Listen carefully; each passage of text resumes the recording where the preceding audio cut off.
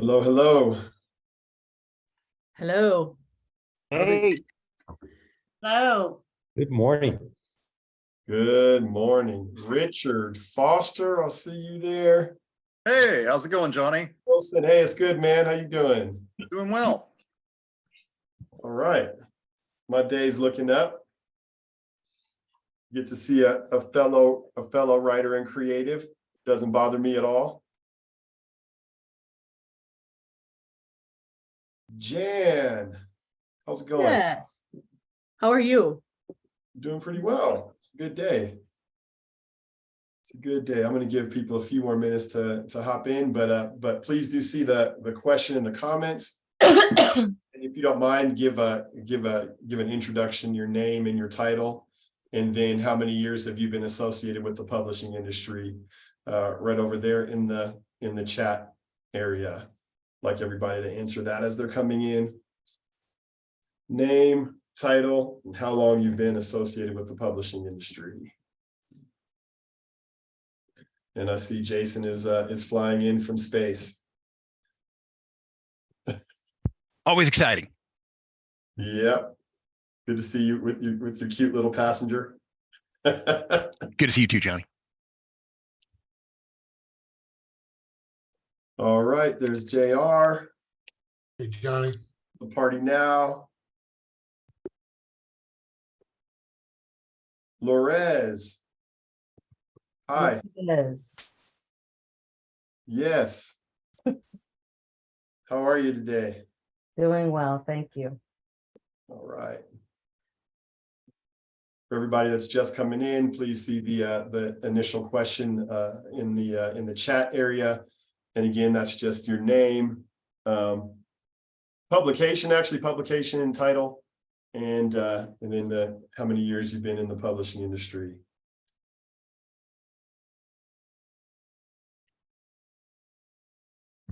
And then pretty soon we're going to jump into our conversation. All right, I love how this is stacking up. I see Linda LeBrock is coming in. Elaine, always good to see you. Kind of. I mean, see your picture, I guess. Oh. And all right, Charles. There's Charles. Anika. Okay. Anika or Annika? Attica. Annika. Okay. Got it right on my second try. Yeah, that's okay. All right. So we've got some North Bay business represented here. Some Virginia business. Biz West over in Boulder and Fort Collins, northern Colorado. Alaska business. And Sonoma. Okay, Sonoma Media Investments is here. All right. And then we got some Baton Rouge and some in business Madison. All right, very cool. Nice full house. This is about the size that I like to work with. So we're going to have a lot of ideas start to flow like wine coming up here pretty soon. All right, so got everybody. So we got some serious veterans here, multiple decades in the industry, and then just quick show of hands. How many of you have been affiliated with the Book of Lists for a decade plus? Decade plus if you've been affiliated with Book of Lists. All right, so pretty consistent hand raises. And I know Jason and Charles, you call it the Power Book. So we've got a little bit different moniker for it, but the same product. Mm-hmm. All right, very cool. And then actually, I think this is a small enough group. I might actually go round robin in a second. The next question I have for you, I'm going to pop this into the chat. This will become relevant to the conversation later. As I've been meditating about the Book of Lists and the future of Book of Lists, this is a question that came up for me. So I'm popping this into the chat. Does most of your revenue come from big national companies? So overall, right, the publication, the business publication, does most of your revenue come from big national companies or local small to mid-sized businesses or something else? And so, yeah, please do give a little bit of color in your answer. I'm fishing for some understanding that's going to hopefully come in handy later. All right, thanks, Linda. All right, so Jason, you say local, statewide. All right. 80% local or statewide. All right, mostly local, regional. All right, so that's what I expected, but I wanted to make sure I didn't make myself look like a fool and assume that. Now when we talk about the book of lists, right, the actual book of lists that gets published, how many of those small to mid-sized local businesses end up getting filtered out? Hold that, you don't have to answer that one yet. We're going to come back to that later, but I just want to put that in the back of your mind as we continue. So to set vision for today, so I've got you for about 55 more minutes. I am going to end on time, so I'm even if things are really in motion at that point, I'm going to end on time. I really want to set a precedent of respecting everybody's time, so we will end on the dot. The goal for this meeting is very much visionary, big picture, high level. So if you're a really tactical person and a really concrete person, then this might be a little frustrating at first. I fully expect to get into more concrete application later in follow-ups. So this is really kind of the big idea. I call it ideation. That's Patrick Lencioni's language. This is going to be more ideation phase, looking at the big picture, looking at big picture strengths, big picture problems, and then trying to come up with big picture solutions. It's not going to be tactical, but I do want to get tactical in the follow-up conversation that will happen either through most likely through Substack. And so that's another piece I'll get into here. The follow-up conversation, we're using a platform called Substack. So I will actually send the follow-up, the meeting notes from this conversation, the link to the video, all that kind of stuff will be in a follow-up that'll come through Substack. And then that Substack post is where I'll invite people to begin to interact through commenting. And so again, the idea is that's where the concrete rubber meets the road type conversation will happen over time through that platform. And then one more kind of housekeeping thing before we get into the big conversation. I've invited a mixture here between publishers and publishing staff who actually work at business journals that produce a book or business magazines that produce the book of lists. I've also invited people that I thought, so other vendors that I've come across, partners that I've partnered with in the past, who I think have a forward-thinking mindset that I thought would be able to contribute to the conversation, or I thought they had some sort of offering in their repository that would be helpful. So no dog in the fight for me with that. I invite people who I respect. I don't invite people to come and sell you anything. And if they were to just sell you stuff, then they wouldn't get invited again, which everybody that I've brought knows that. I've brought them here for the benefit of, as I am, being students of the industry and forward thinkers who have something to contribute. So with that said, I want to introduce them. First, I've got Zach Gimignani. Zach, go ahead and raise your hand. Zach is a genius. Sorry, you're gonna have to live up to that now, buddy. But Zach works with a company called Juice Analytics, and he's here because he's a data visualization expert. So he specializes in helping people take a large, complex data set and then mine that through his technology to create insight, deep insight. And I haven't seen anything that works like his platform. So that's part of why that's why Zach's here, to speak a little bit about the potential data mining opportunities for your power users, people that really would want to take the data and comb through it like that.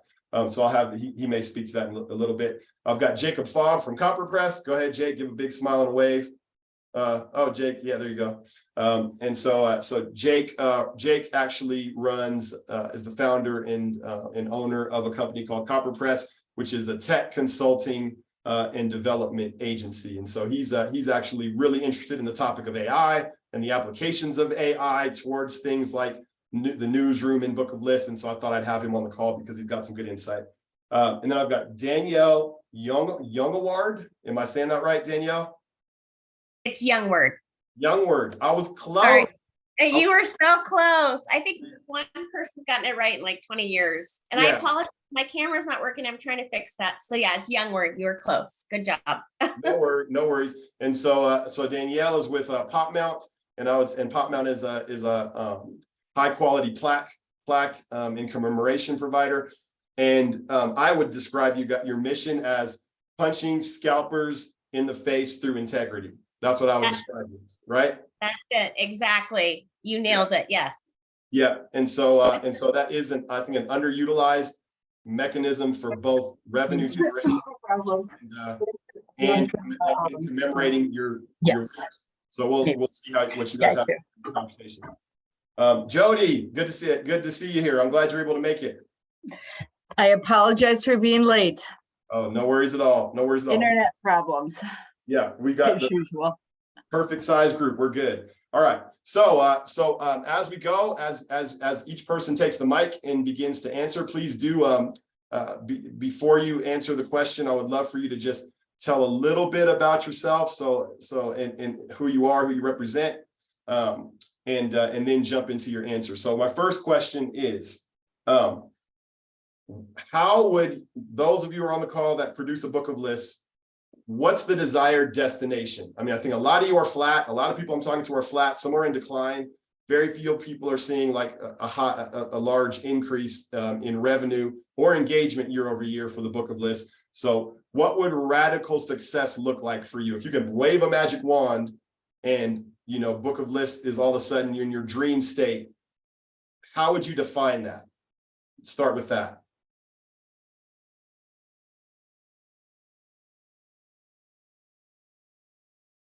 Got a quiet crew here. I'll get you loosened up.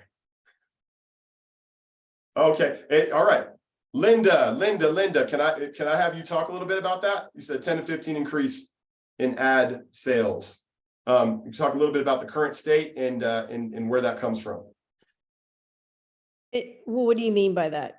I mean, I threw that out there because like you prefaced it, it's either been flat or even a little less. And so really for me, wild success is reversing that trend. Yes. No, 100%. And how long has it been on that trend for you? That kind of flat or downward trend? The last couple of years. Okay. All right. So 10 to 15% increase in revenue would be the dream come true, the magic wand. Anybody else brave enough to step up to the plate? Johnny, for me, at Alaska Business, we've been doing this for 30 years. We've had our power list, at least, well, about 25 years, I guess. But I would just like to see the product evolve. It doesn't feel like it has changed much over that period of time. I mean, it's still kind of a static book of lists. It doesn't look much different than it did all those years ago. Technology has changed so much, but the print product really doesn't look that way. Yeah. So for me, evolution. Yep. Yeah. I would agree with that, Johnny. And I think I would like to see a much more interactive and dynamic book of lists online where people can search based on different criteria and basically generate their own list based on data that is in the system, and maybe even the ability to create graphics based on the list as well. Okay. Johnny, I want to change my answer to what Chris said. Yeah, right. You're saying interactivity. And so you're talking a lot about the design element, but also the digital. Digital. Yes, absolutely digital. Yeah. Okay. Johnny, hey, this is JR in Baton Rouge. I'd agree with what Chris and others have said. First off, I mean, I know one of the challenges our sales team, and again, I don't know if this is a function of our current sales personnel or it's something actually happening in the market, but the concept of actually selling our audience is not proving as successful. Everybody sort of wants to be attached to a specific something, which is why our branded and sponsored media content is exploding. But our just run of press display advertising is really where we're seeing the challenge. And where it truly manifests itself is in a product like Book of Lists, where, like others, I mean, we've tinkered with a few ideas here and there, but nothing particularly dramatic. So I actually think, frankly, Book of Lists as a print product under the construct that most of us have been doing for the last 20 years is going the way of the dinosaur, and the whole thing is digital, because if you can't have real-time data that is searchable, particularly for those of us that are charging to get access to our list data, then it sort of becomes a tough proposition. Right. Right. And when you say tough proposition, you mean that the subscribers, because I know in your case, it's a part of a data subscription, right? Like an overall subscription to your site. Oh, you went on mute, JR. So I'm sorry, yeah, you have to be a subscriber to our print and digital products in order to get access to our data that's on the website. Yes. Yeah. Yeah. So you basically live and die by the amount of value that people perceive in being able to access the digital version of the Book of Lists, right? Yes. So, well, yes. And again, just to be clear, we tend to run lists throughout the year, and then they all sort of come together for the most part in December, where we run somewhat updated, but generally reprints of most of the lists that we ran throughout the course of the year. But I must say, Elaine does a great job of updating many of those as people submit new information. But all that being said, yeah, really, the Book of Lists, when we come out, for a lot of our published lists, that's really a second bite at the apple for most of them. Yeah. But anyway, the trick for me is, I mean, again, so if you look at a list we did in April, even if it's updated somewhat, by the time we come out in December, it's old information. I'm like what Chris and others say, which is the ability, and again, you and I have talked about this, but to have a really user-friendly interface where subscribers can get in there and sort the data any way they want. Now, that may require us to have certain consistent things within each ranking that we do. So there's some clear, searchable items. But anyway, I don't want to ramble on about it. But at the end of the day, to me, search the data. And I think Chris, and maybe it was someone else, maybe it was Jason, said, even if they then have the ability, once they had that data, to then be able to get like pie charts and other things that might help tell them visualize what's happening in the market. That to me is invaluable. Again, and if we've got to pay for upgraded technology to make that happen, I think there's some value to that. Yeah, I appreciate that. And then and you got an amen there in the chat from Linda. A digital concept that still somehow recognized ads or offered a digital ad concept, right? So because there are these two, so just to set the two silos of the conversation, there are two ways and two philosophies behind monetizing the Book of List data, right? One silo is that you're monetizing the data itself, right? The ability for your power user to come in, search the information, create intelligence for themselves, and then go their merry way and conduct business with more intelligence, right? Like that's one silo. The other silo is, no, we want to monetize the eyes, right? We want it to be an ad supported type of a proposition where maybe people can come to the data for free and search it and do what they want to do, but there's advertisers that are getting in front of those specific people to meet their needs. That's the two ways. Now people kind of try to do both. I don't know if you can do both. I don't know if you can do both well. I suspect that everybody on this call has to pick one and double down. I may be wrong about that, but that's kind of my observation. Anybody want to have a rousing debate with me on that? I could be wrong. If I'm rubbing you the wrong way with that, then tell me. I suspect you can't be great at two opposing things. Either one's going to suffer at the hands of the other, or the other's going to suffer at the hands of the one. They're very different, divergent strategies for interacting with your audience. So let me get it. Can I get a thumbs down, thumbs up, or thumbs down, or a thumbs to the middle on that?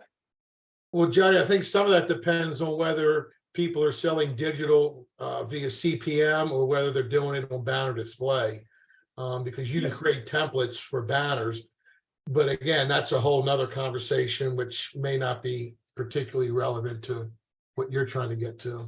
It may not, but just to put some flesh and bone on it, JR, I think from your perspective, right, you've doubled down on the idea that the data itself needs to be monetized. Yes or no? Yes, that's true. Yeah. Yeah. Now, anybody else that has clarity here, or there are people that are on the fence? I'd love to hear. real So, quickly. Go ahead. so my question is this is, I hear the kind of either or that you laid out, but I'm just curious if anybody knows of a way, or you all know of a way. So as folks who have said, look, I'm not spending any more money on print, we're just not doing print, blah, blah. But, okay, so is there something where I could come back to them and say, we're really going to be spending some time in upgrading the digital version of the Book of Lists.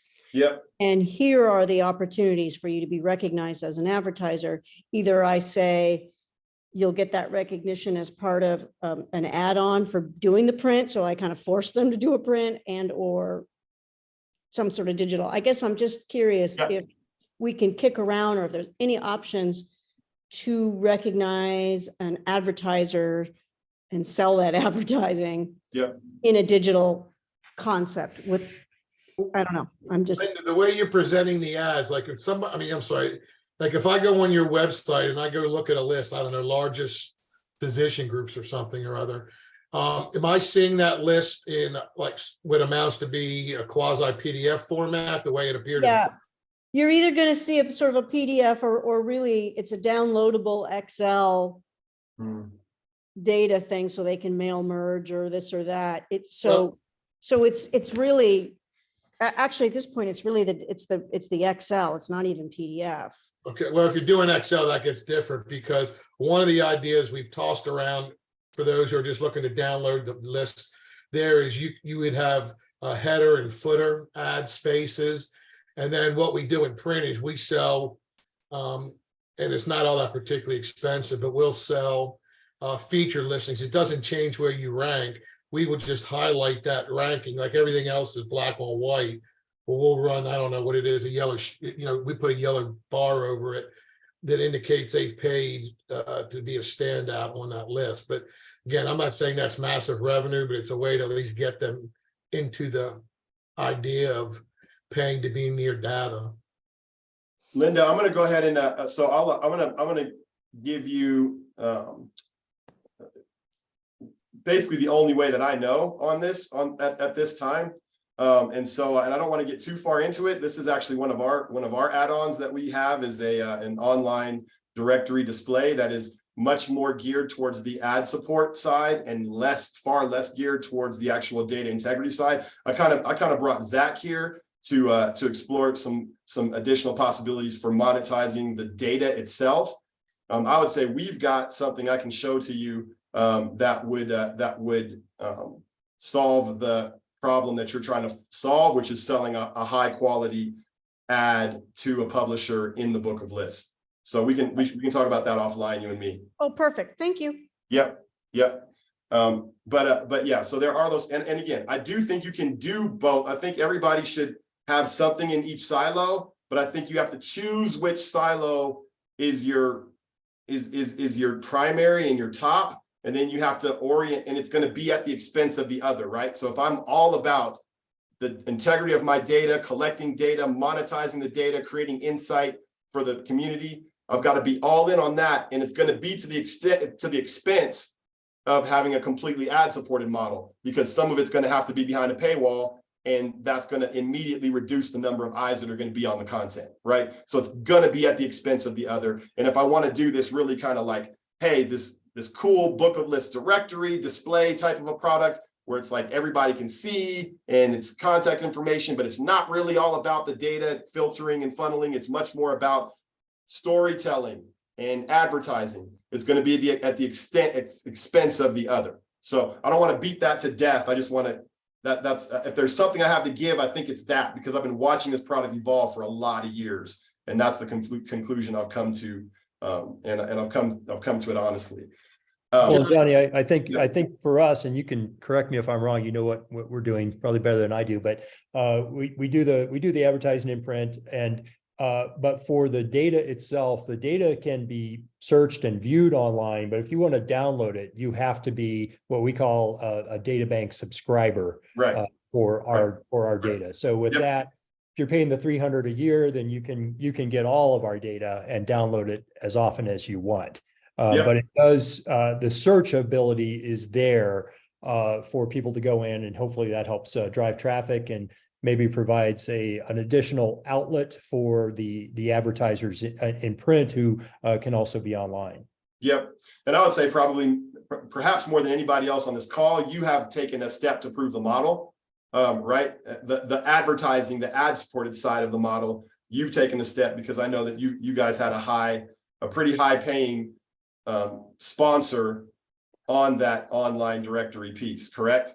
Had is the operative word. Yeah, okay. Yes, Yeah. we had a product that was suggested to us called Biz Local, which was a database of locally based companies. And we had a sponsor, it was actually their idea at $30,000. And that went away as their revenues declined here this year. But yeah, we did have that. Yeah. So that's a glimpse of what's possible, I think. A glimpse, that's kind of unheard of to charge $30,000 for a digital only opportunity, right? So we think that those elephants exist, right? So let me ask this question, going back to the core conversation.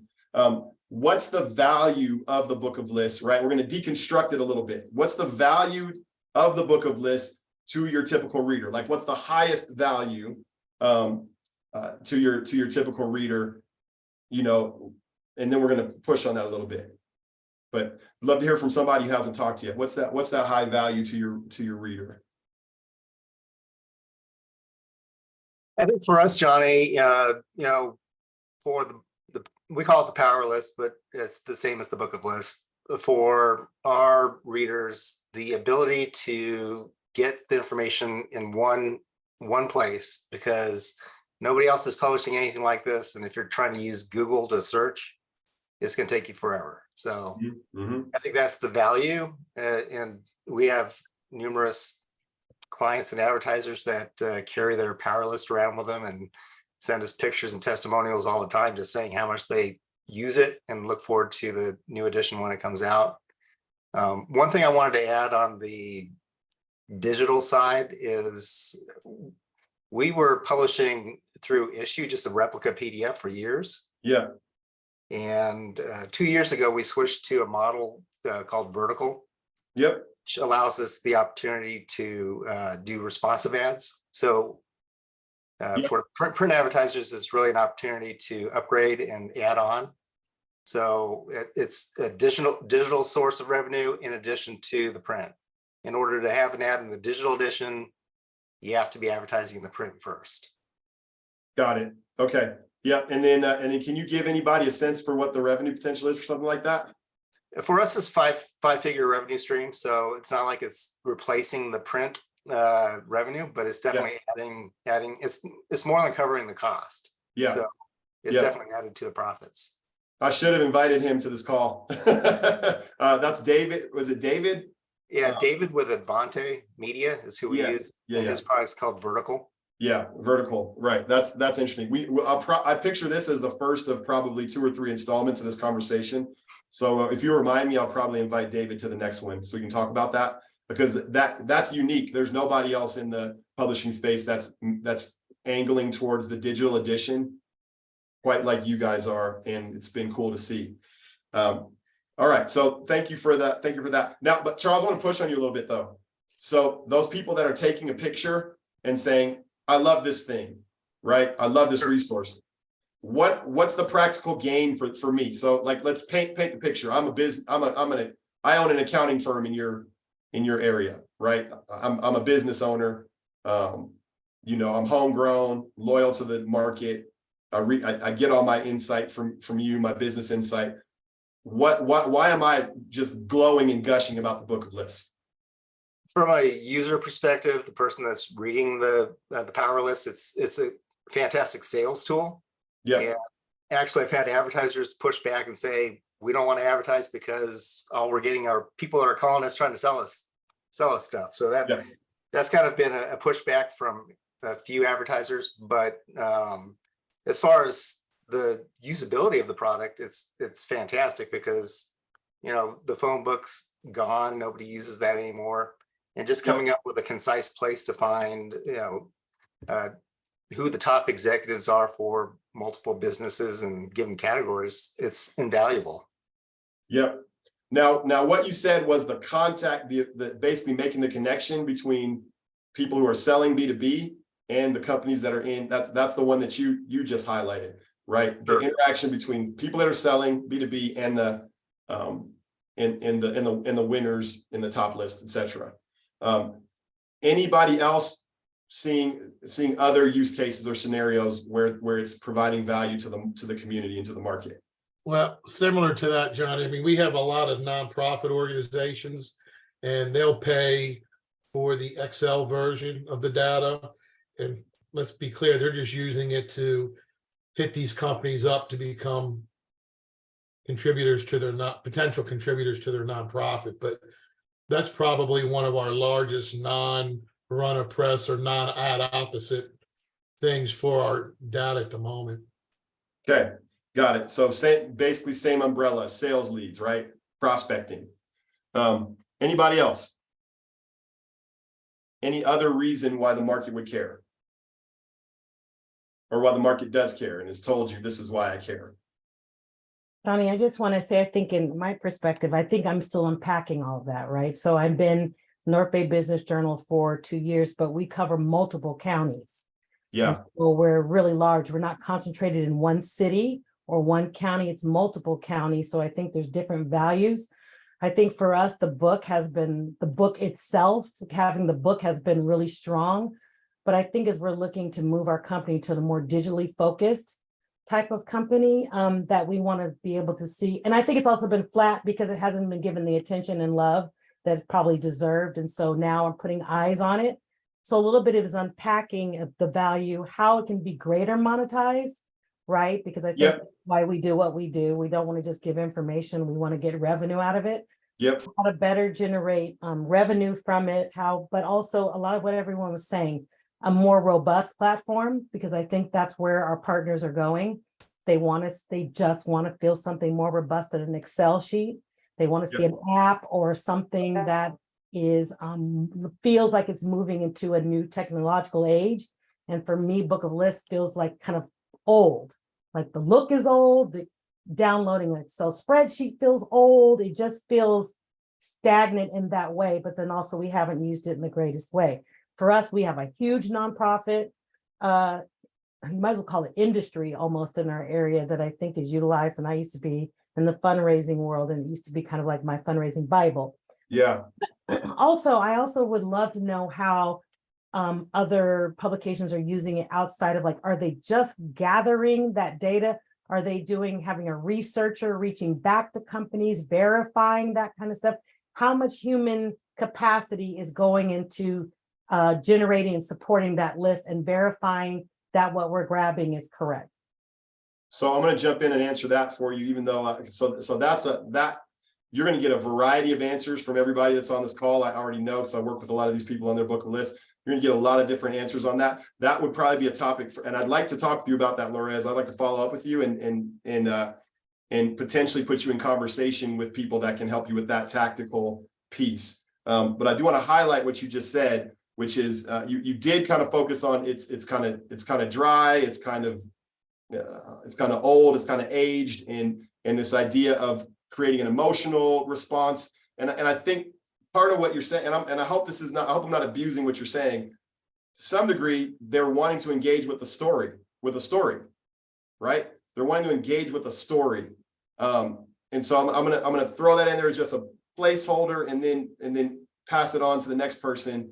Because I really want, I think I need more from you. I need more from you than that. The Book of Lists is a great sales lead book, right? That's good, but I need more, right? I think for us it's about community. I think where the North Bay is really, really about community and relationship building. They're less transactional. Yeah. So this is a foundation for relationship building, community building, understanding the community. So if you want to give you some warm, good feelings around it, that's, what I think also is a big part of it for us. Can anybody else amen that at all and put some color on it? Because that's big, what you just said, Lorez. I'd love to hear somebody else put some color on that and tell me if that's true for them. I think the community thing resonates. I mean, yeah, Lorez, I would agree. For us, it resonates. But I also think your comments about kind of, is this outdated? Is the concept a little bit old? Yeah, that resonates too. I was having a conversation with my publisher just the other day, and we were talking back to like, things that go back to like pre-internet days of the 1990s when they were starting these ideas. We don't publish a pure book of lists. I mean, we've got something we call Big Book, which has like 50 lists in it, but it has a lot of value-added articles and other things as well. It's sort of like a combo. It's kind of like sort of melding it with like an economic yearbook with stories and interviews and things, so that it's not just predicated on that kind of phone book kind of model. And I do think there is sort of this knee-jerk response with some people, not with everybody, but some people like, well, what do I need this for? I can just go to the internet and get this. And without realizing, hey, there is a lot of work that goes into assembling this, putting this in one place, and no, you really can't go anywhere and just get some of this, that these are proprietary lists that we really have worked to assemble. That's a great, man. I appreciate that, Richard. Yeah, that's huge.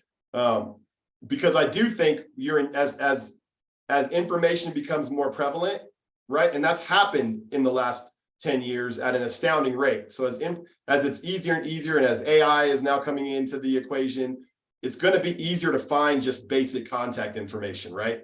And so you're going to get that objection more and more. Okay, I'll just go to Google, right? There's got to be something more for the community to sink their teeth into if this is going to be a long-term, long-standing product that is growing instead of declining or staying flat. So Zach, I'm going to pass it to you because this is kind of your realm, right? That telling stories, right? Not just providing a contact list, but telling stories of the data is really kind of your calling card. So allow me to just wreck your life and put you in the spotlight for a second. No, it's fine. And so you sent out, Johnny, this book about effortless that I skimmed briefly, and there's a lot of parts of my life that I don't make effortless, but the part that is effortless is a lot of what you guys are talking about in terms of making interactive visual ways of displaying data. That's what I've been doing for 18 years, and we have a technology platform, and this is kind of what I care about, is to say, how do you take a lot of valuable data, it doesn't even have to be a lot of data, but how do you make it engaging, tell a story? And also, I think these words like community or connecting people in the community, using that data so that it's not just in a book, but actually people can share things. Someone mentioned dynamically generating lists. These are all things that I think you should consider as very possible types of things. That's why I think it's great to have this conversation, because it's not a big leap. It's some of it is kind of understanding what would be really valuable to your customers, and then bringing that to life's not super hard. Johnny, do you want me to show that example just as a way to... I would love that. With a quick preface, I mean, this is to stimulate the imagination, right? So I would love it if y'all do business with Zach at some point, but that's not the point. The purpose right now is I want to stimulate the imagination on what's possible, right? Whether through Zach or through us or through somebody else. And so go ahead and show, and I want you to just imagine book of list data in an interface like this. I don't have book of list data, but I did. And I'll say, Zach, just maybe we're running out of time, so maybe 2 minutes max. I'll be super fast, but I'll try to give you a little context on this. I actually spoke to, this is law school data. I spoke to the American Bar Association this morning, so it's actually kind of timely. They have all this, it's a very similar situation. They collect all this data about law schools and they provide it to their audiences through Excel downloads. So same sort of thing. And they're wondering, how come everyone else is taking our data and presenting it like the US News and World Report and doing rankings and sharing all this? Other people are taking their data and repurposing and delivering it as interactive digital ways of presenting that. So this is the conversation I was having with them, is you're sitting on this valuable data. Let's make something great out of it. So I'll just give you a real quick sense of kind of how we think about this. So this is law school data, but the idea is to give, in this case, is to give people the ability to navigate through that data through visualizations and the ability to interact with it and really to like choose what's important to them. So the way our platform largely works is that you have this ability to kind of select things that you care about and then be able to drill in and subset that population to create your own list. In this case, you're looking at different law schools and you're trying to find what's the right law school for me. So you have this ability in Juicebox, which is our platform, to be able to visualize all those things, but also be able to, as a user, kind of customize it to yourself. So the way we designed this, it's very much kind of a walkthrough. It actually works really well in a mobile environment too. So think of it like the ability to kind of click through and explore that data, and then get down to the list of schools that maybe are most relevant to what you care about. That's good, man. Let me jump back in, Zach. So and Shut Zach and Okay. I will keep, after this call, Zach and I will keep dreaming. Like we're even thinking about trying to do a couple betas here with some book of list data and see what comes out, see what types of things you might filter down to. But that's a great visual. I appreciate you sharing that, Zach. Okay. Let's see here. So as we get down to our last 20 minutes, I feel like we've done a good job of talking about what the model is, defining the model, and I think the two things that have come out is, yes, it's always going to be a sales resource. It's always going to be a B2B resource, the B2B Bible of, contact information, things like that. But if it doesn't grow pretty far beyond that, then it's going to be dead in the water, right? And so, and the far beyond that looks like what Lorez said, I think, which is community, right? How do we engage? How do we build a community? Because the thing's going to live or die. And it's an incredible engagement opportunity in the market, right? Like you're the only organization potentially that's reaching out every year to individuals at these companies that do respond to you, right? Like that's a one-to-one first party data interaction that you have. Now, how do we leverage that?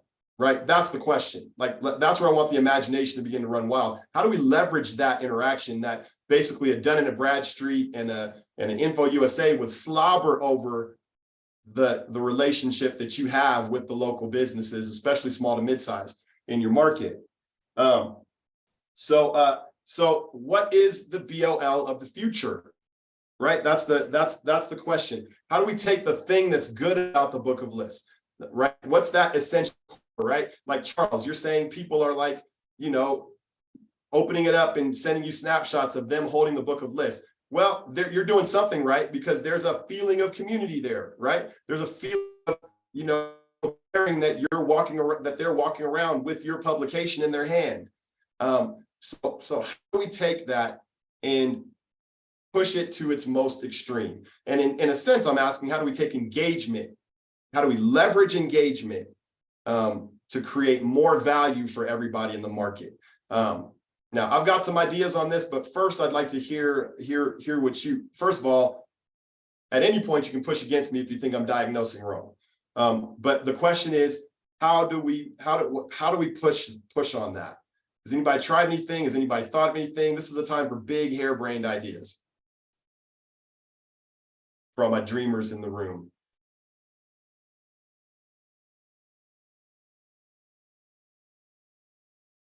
Big question. Somebody said earlier, like the idea of like an app. I don't love apps. I don't love anything where somebody has to go out of their way to download something just to get to your product. I think there's just too many points of friction between the user and the data they're trying to get. So I love this being available online and searchable, and as Zach was showing us, graphics that could be generated on the fly. I mean, all of these ideas tied into just kind of the evolution of the print product into a space that is digital that somebody can take with them. Charles' example of customers who flash the magazine, like, look how dog-eared my pages are. Putting that into a portal versus an app where they can take that with them on their smartphone. They can have that same level of information, interaction, and connectivity through that portal. That's where I want to see it going. Yep. Yeah. And would you say that your current site, which your online display of the list is probably bar none. You're I'd say a leader in this group in terms of how you display it currently. Is that not happening? I mean, is that not a mobile friendly view, and are people not able to? It is, and it's responsive, but it's not searchable that way. It's not, you can't Got it. really digest that data. You just have to take, you're kind of eating the whole turkey. You're not taking off little bites Got it. as needed. Yeah. Really helpful clarification. Thank you. Mhm. All right. So an app, book of lists app. And then I'm gonna actually do a throwback to Richard. You talked about an economic yearbook style model, which I think, do you mind sharing a little bit more about that and even visions for the future of how that could progress? It's a model that we have done for probably about 10 years now and have just refined. It's sort of building on our monthly magazines format. And instead of doing like we do now, where we have the regions of the state at the front of the book, kind of each having their own little shout out, we will do kind of break down a regional yearbook, so to speak, of, okay, this is the biggest economic development deals. These are the biggest things that are in motion in these regions of the state for the last 12 months. And then we mix in sector by sector. We divide it into, like, I think about 10 overall sectors throughout the magazine. We throw in the lists here and there as appropriate with the sector, top hospitals or, biggest importer, exporters, things like that, depending on what the section is. That's great, man. Now, does anybody else provide kind of an economic yearbook spin or supplement to their book of lists? Just show of hands. Anybody else do that? JR, Lorez, you do that? Okay. All right. So would anybody be interested in getting more info about how the Richard's their take on it? If so, I'm going to actually do a call out to you later, Richard, about maybe sharing some information about that strategy. But okay, so we got those two ideas. Anybody else? Any other thoughts for ways to extend engagement? Do more with what you have. Well, Johnny, this would get around to that. It's sort of another way, but I'll just ask the question. How many people are integrating the data they have via Data Joe versus whatever data they have through whatever their customer subscription sort of data is, as well as their sales data, however they're collecting that, their contact, for where they're, with the sales contacts, whatever. Forgive me, where they sort of can, if necessarily, have a universal database of where you can blend all this stuff and really create interesting portfolios of different, from different sectors and whatnot.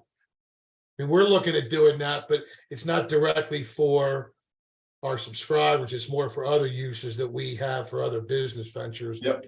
We could get into in vertical markets, what have you. Right. Great question. And can you say just one or two sentences, what's the end goal of that integration? Yeah, the more data we have, the more customized we can be in terms of going to our advertising partners where they can get really specific reaches, to where if they want to reach individuals who are in these demographic categories, we can target advertising messages strictly to those individuals. It also helps us, and I'll be brief with this, when we're developing what are potential vertical markets that we might want to really get involved with, where we believe, based on things we're doing with that data, we know there's an interest from our subscribers and the people we interact with, and how we can ultimately monetize that with customized solutions and editorial products. Got it. So you're talking about a larger play, and that would be, I mean, you're using Omeda. So you have a CDP running in the background and helping with that. So that's also probably an interesting. So anything that strikes the ears for anybody here as something you want to explore more, please ping me about that, and I'll set up opportunities to talk about, for example, if you really want to dig in with JR about their strategy for using CDP to integrate all these different pieces of data and then create personalized experiences and targeting. JR would be, and I'm sure JR, you'd probably bring in some other people from your organization to highlight those things. But you know, if that's of interest, reach out to me later. And Johnny, for the record, I don't know how much longer we're going to be with Armada, but that's a whole nother conversation. It has nothing to do with this call. Got it. Okay, no worries. So with that, let's see. I'm gonna pass the mic to Jake. Jake, you're a dreamer. As you're listening and processing all this stuff, tell me one good idea that comes to mind for you. I love putting people on the spot. Yes. Yeah, so I have an idea that's not at all vetted, and I was kicking it around with Caleb, and he already poked some holes in it, but I'm going to share it anyway, just because I am a dreamer, and I love this stuff. And I was trying to come up with, is there some application to integrate a tool like ChatGPT? Not all of you will know what that is, perhaps, but it's an AI interface that allows you to interact with data in a very creative and conversational way.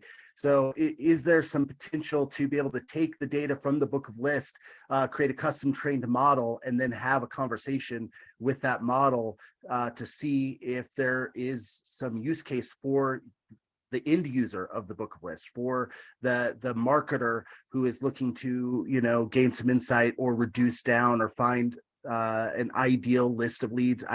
Yeah, that's something that comes to mind. Again, like, that's not a vetted idea. Yeah. That's a spitballing idea.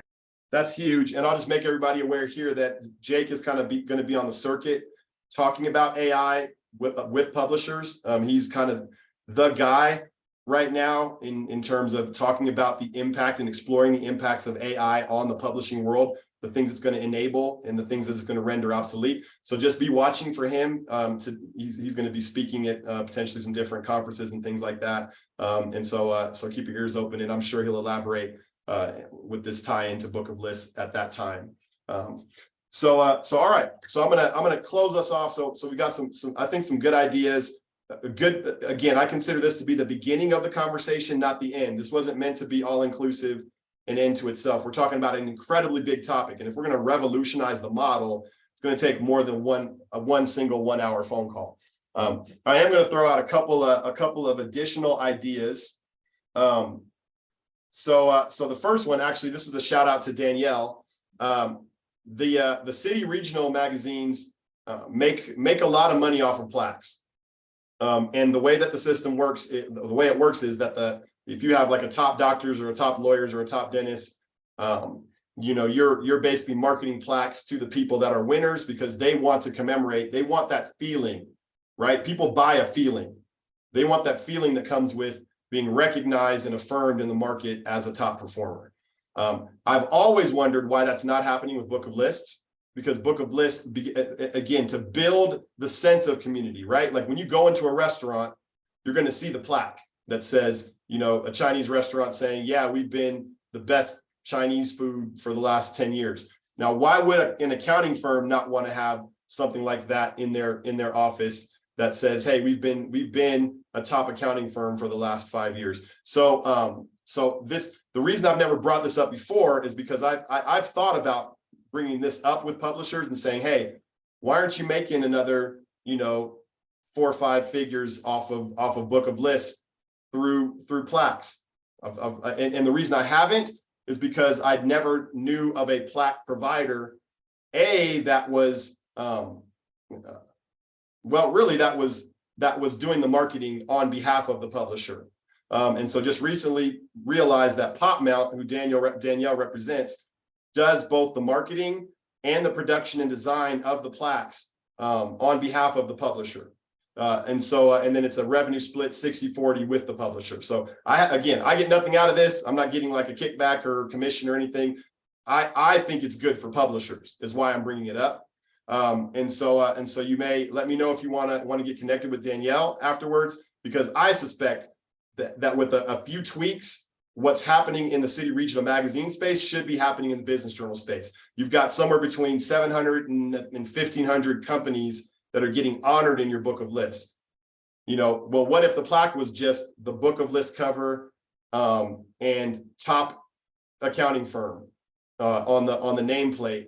And that's it, right? That's it. Because if you put rank on there, then the number 25 doesn't want it, right? Nobody wants a plaque saying they're number 25, right? But if it's just very simple, like if we just took the effortless approach, like what Zach was talking about, I don't know, I'm throwing this out there. You may have some holes to poke in it, poke them in it later, you know, in the comments and conversation once I send out my my summary. I want to hear if there's holes to poke in it, but I suspect that's money that's just sitting on the table, right? So Danielle, I know I didn't really give you an opportunity to speak, but I hope I represented you well, and you can just give me a thumbs up if I did. I'll just voice my thumbs up because my camera's not working, but Yeah, yes. yeah. Perfect job. Great.